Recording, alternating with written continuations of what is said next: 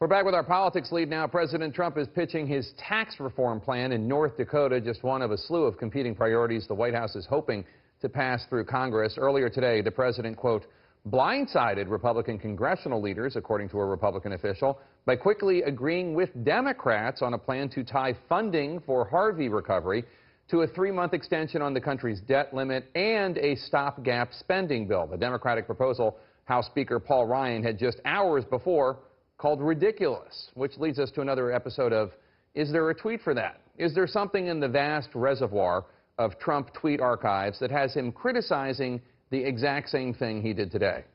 You already know the answer. Here's Donald Trump in 2013. Quote, the worst negotiators in history, otherwise known as Republicans, have just offered to suspend debt ceiling for 4 months. Pathetic. CNN White House correspondent Sarah Murray has more on a move that blindsided the president's own party in Congress. We have a lot to discuss, including the fact that there's a new and seems to be record-breaking hurricane heading right toward Florida and Puerto Rico. With another hurricane bearing down on the U.S., President Trump is reaching across the aisle to prove he can strike a deal on disaster relief for Hurricane Harvey and avoid a fiscal crisis. We essentially came to a deal, and I think the deal will be very good. We had a very, very cordial and professional meeting.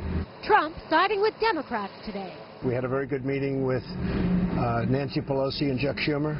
And ignoring the protests of GOP leaders and Treasury Secretary Steve Mnuchin as he threw his support behind bundling Harvey disaster relief with a 3-month proposal to raise the debt limit and a 3-month stopgap spending bill. Everyone is in favor, obviously, of taking care of that situation, so we all very much agree. Trump confirmed the deal just hours after House Speaker Paul Ryan panned the Democrats' proposal on the Hill. I think that's ridiculous and disgraceful that they want to play politics with the debt ceiling at this moment.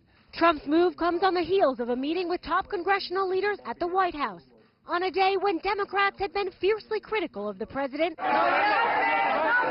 the wake of his decision to end the so-called DACA program. The president's decision to end DACA was heartless and it was brainless. Hours after the Trump administration announced it was ending a program that protected young people from deportation if they were brought to the U.S. illegally as children, Trump appeared to be looking for some wiggle room, tweeting, Congress now has 6 months to legalize DACA. If they can't, I will revisit this issue. Today, Trump insisted he wasn't muddying the waters. No mixed signal at all. Congress, I really believe, wants to take care of the situation. And said he's hoping to sign legislation that protects the Dreamers and beefs up border security. I'd like to see something where we have good border security and we have a great DACA transaction where everybody is happy. As Trump navigates a jam-packed domestic agenda, he's also juggling escalating tensions with North Korea. We will not be putting up with what's happening in North Korea. He spoke today with Chinese President Xi, who's holding out hope North Korea will back away from its nuclear weapons program. He's very much in favor of the de-nuke of North Korea, and we're talking about different things. As for President Trump, he's still not ruling out a military option. We'll see what happens. Certainly that's not a first choice, but we will see what happens. Thank you very much. Now, the president was speaking in North Dakota. He referred back to that meeting he had with congressional leaders earlier today and insisted that everyone left happy, not too happy, because you can never be too happy in those scenarios, but insisting that both Republicans and Democrats are fine with that deal. Trump was in North Dakota to sell tax reform. We'll see how eager Republicans are to work with him after the stunt he pulled at the White House today. Jake? All right, Sarah Murray at the White House. Let's talk about the president agreeing with congressional Democrats on how to move forward with our panel. Kevin, Paul Ryan this morning called the Democrats' plan to tie these votes together ridiculous and disgraceful. Fast forward a few hours, President Trump says, deal. Shrewd? What do you think? No, I think he was totally reflexive. I was joking around with Nia. It reminded me of when Kramer went in with Jackie Childs on the episode of Seinfeld, and he was supposed to get $50,000 and all the free coffee, and he accepts the deal right as he says, free coffee. And it seemed very reactionary. It was not very well thought out. There are a lot of people unhappy up on Capitol Hill, but there's also a sense of resignation, which is that's the deal that we're going to have to go forward with.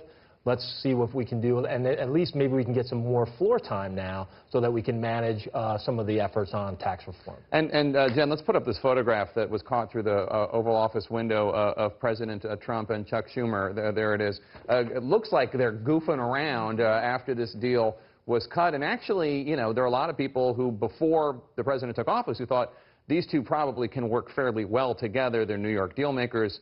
Trump at one point was a huge contributor to Chuck Schumer.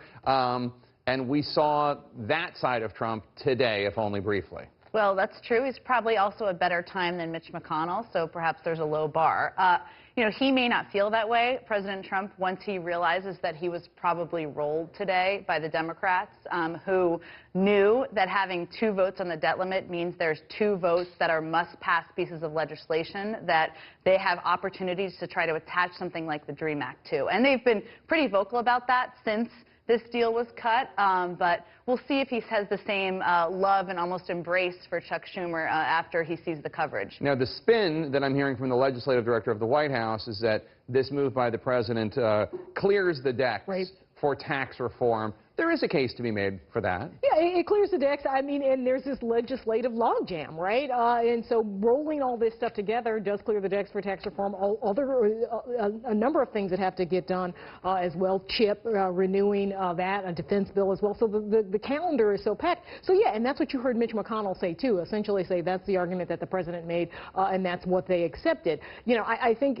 some Republicans who I've talked to said this is basically emblematic of the president's distaste for Mitch McConnell and Paul Ryan. He essentially went into the Oval Office and kicked them in the gut. And Mitch McConnell in some ways looked like that when he was talking today, like this was something that was very surprising to him. And so here he is now, not only cutting this deal immediately with Democrats, but then flying off to North Dakota with Heidi Heitkamp and seeming to suggest that this might be sort of a new strategy, cutting deals with Democrats, perhaps on DACA as well. So, I mean, we'll see if this is a new strategy from this president. But Republicans I talked to certainly not happy about it. All right, everyone.